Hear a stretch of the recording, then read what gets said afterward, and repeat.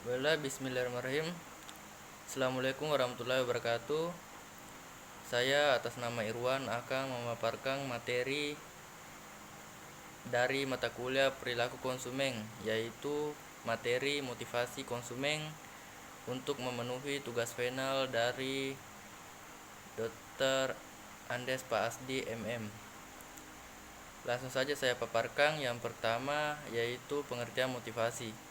Motivasi merupakan kekuatan pendorong dalam diri seseorang yang memaksanya untuk bertindak dan mengarahkan perilaku manusia, termasuk perilaku konsumen. Ada 3 komponen utama dalam motivasi, yakni kebutuhan, dorongan, dan tujuan.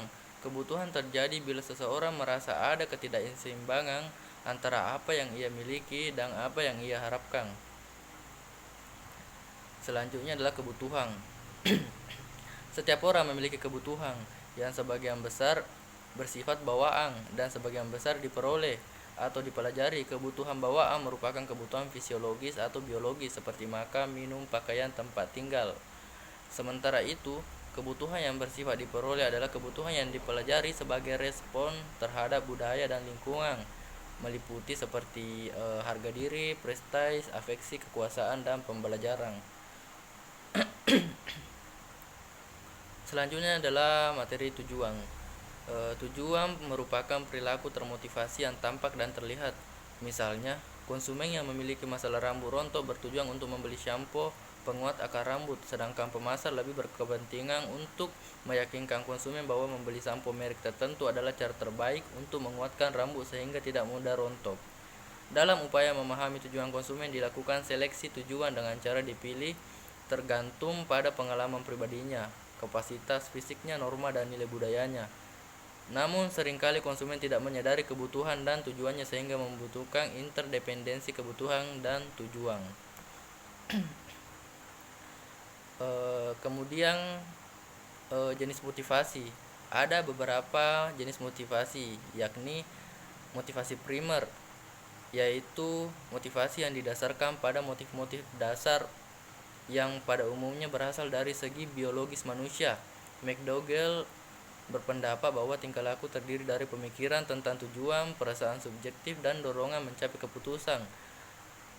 Dan ada juga motivasi sekunder, yaitu motivasi yang dipelajari. Misalnya, orang yang lapar akan tertarik pada makanan tanpa harus belajar, tapi untuk memperoleh makanan tersebut, orang harus bekerja terlebih dahulu. Yang ketiga yaitu motivasi positif dan negatif, yakni tujuan yang akan dicapai dengan perilaku yang diarahkan, yang disebut sebagai objek yang didekati atau approach object. Sedangkan tujuan negatif adalah tujuan yang tidak ingin dicapai sehingga perilaku ke arah itu dihindarkan. Dan jenis motivasi terakhir yaitu motivasi rasional dan emosional.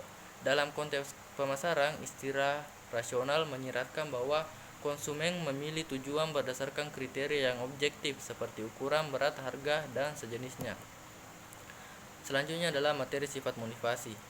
Motivasi seseorang dapat bersumber dari internal dan eksternal. Selain itu ada juga motivasi eksentrik, yaitu dorongan terhadap perilaku seseorang yang ada di luar perbuatan yang dilakukannya.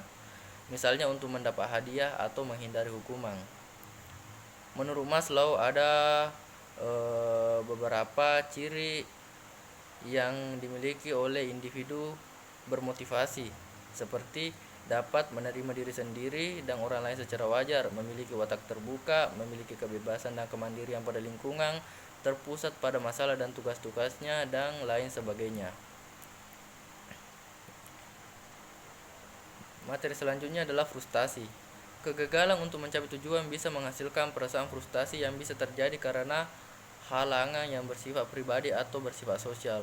Setiap orang menyikapi kegagalan dengan cara berbeda, ada yang adaptif maupun yang tidak adaptif. Nah, selanjutnya yaitu teori motivasi. McClelland berpendapat bahwa setiap orang memiliki 3 jenis kebutuhan dasar, yaitu kebutuhan akan kekuasaan, berafiliasi, dan berprestasi. Sedangkan menurut Abraham Maslow, kebutuhan terbagi 5, yaitu kebutuhan keamanan, sosial, ego, aktualisasi diri, dan fisiologi. Selanjutnya adalah aplikasi teori kebutuhan.